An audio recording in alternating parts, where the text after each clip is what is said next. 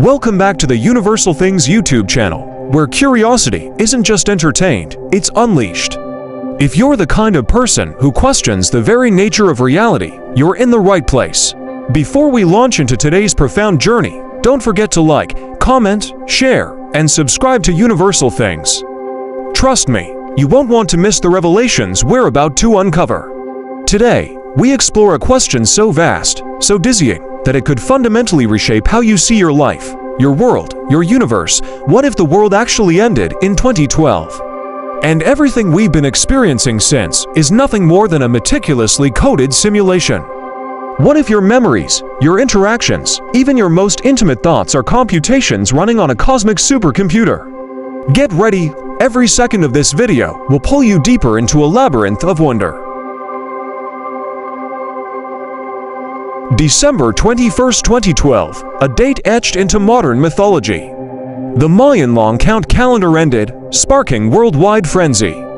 Hollywood blockbusters, media hysteria, and spiritual awakenings all pointed to a singular conclusion. Something monumental was coming, but here's the twist. What if it did happen, but not in the way we expected? No cataclysmic explosions, no fire raining from the skies. Instead, something subtler, stranger, an imperceptible shift. Across cultures, from Hindu yugas to Norse Ragnarok, prophecies hinted at cyclic ends and new beginnings. Could they all have spoken, in veiled language, about a reboot rather than a destruction? Now think, since 2012, haven't things felt off? The explosion of AI, the wait time seems to accelerate, bizarre weather anomalies, and the rise of surreal internet culture. Memes, viral phenomena, deepfakes. It's almost as if reality itself began to glitch. Then comes the Mandela Effect. Millions swear they remember different pasts, Berenstain or Berenstein Bears. Nelson Mandela's death, twice. Are these sloppy edits in the simulation's code? And then, there's the collective sense of disconnection. Do you remember childhood feeling slower, more textured? Many people describe the years after 2012 as flat, fast, almost dreamlike. Is this because we're experiencing a digital approximation of what once was physical reality? People's dreams have gotten stranger. Global consciousness has shifted. Everything feels as though it's slightly off-axis. Right after 2012, subtle global phenomena emerged. The way politics intensified, how cultures rapidly polarized, and how social media exploded as a second reality. Have we unconsciously tried to build virtual realities inside a simulation to reconnect with something lost? Even natural disasters began clustering more frequently. Tsunamis, superstorms, wildfires of unimaginable scale. Some suggest this isn't climate randomness, it's the system stress of an imperfect simulation straining to stabilize itself. And consider the obsession with nostalgia. Reboots of movies, retro fashions, throwback music. Are we clinging to faint echoes of our pre-2012 original timeline? What if déjà vu, the eerie sense of reliving moments, is your consciousness flickering between different backup copies of this simulated reality? What if every moment you sense something's not quite right, it's your mind detecting a minor patch update in the code? Let's get technical. The simulation hypothesis suggests that an advanced civilization, possibly human or alien, could create a universe so convincing that its inhabitants wouldn't know they're simulated.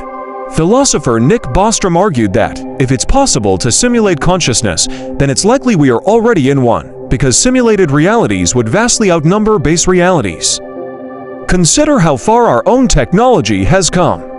In just a few decades, we've gone from Pong to photorealistic virtual reality, from floppy disks to quantum computing.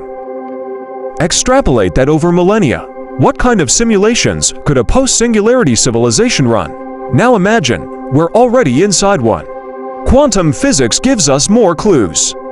The double-slit experiment shows that particles behave differently when observed, as though the universe renders reality when we look at it. Just like how a video game conserves resources by only rendering what's on screen. Could consciousness itself be the ultimate observer effect, collapsing simulated wave functions into tangible experiences?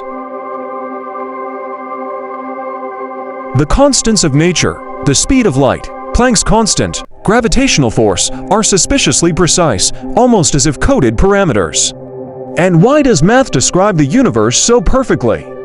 Equations govern everything, just like lines of code in a software program. Even the Fibonacci sequence appears in nature, from nautilus shells to galaxies.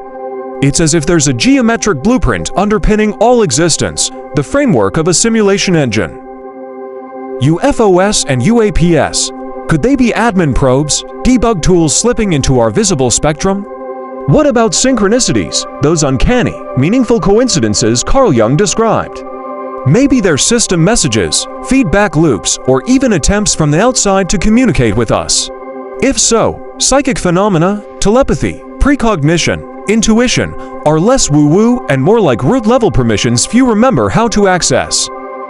Quick reminder, if you're still blown away, don't forget to like, comment, share, and subscribe to Universal Things. This channel thrives on curious minds like yours.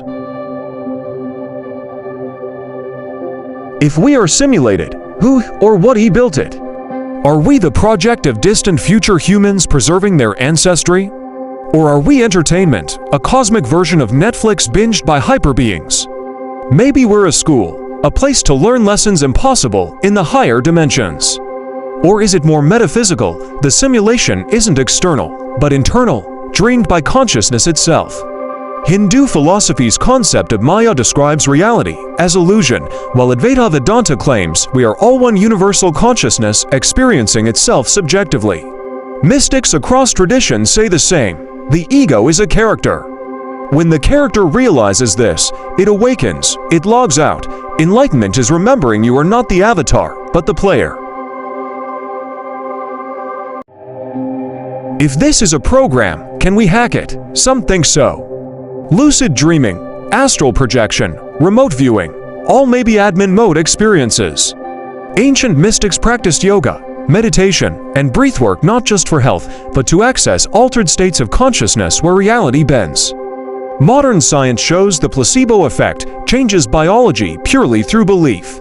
If our minds can alter physical systems here, what else could we learn to control? Manifestation practices, intention setting, energy healing. These could be commands that change the substructure. Maybe that's why miracles, spontaneous healings, and psychic phenomena occur sporadically, bugs or features of the deeper system. Time perception can stretch and compress. People in accidents or meditative states report timelessness. Perhaps linear time is just a setting, adjustable once we remember how. Why run such a complex simulation? The answer could be elegant: to experience. To feel joy, sorrow, love, fear, all the rich textures impossible in a static, perfect higher realm. Consciousness, seeking growth, fractured itself into trillions of perspectives. You, me, everyone, through billions of lives, stories, tragedies, and triumphs. It gathers data. Experience itself is the goal. Maybe death isn't an end, but a logout screen. You awaken, choose a new character, and dive back in, eternally playing, eternally evolving. If so, kindness matters. Compassion uplifts the entire network. Love might literally be the source code binding it all together. If you've stayed with us this long, you are a rare soul, a seeker. You now hold keys that few dare to ask for. Whether simulation or not, your choices ripple across infinite dimensions. Live boldly, love deeply, wonder endlessly. And before you go, make sure to like, comment, share, and subscribe to Universal Things. Together, we're peeling back the veil and revealing the vast, shimmering mystery behind it all. Until next time, stay awake, stay questioning, and remember, reality is stranger, richer, and more beautiful than you ever dreamed. You've been watching Universal Things, where the universe speaks, and we listen.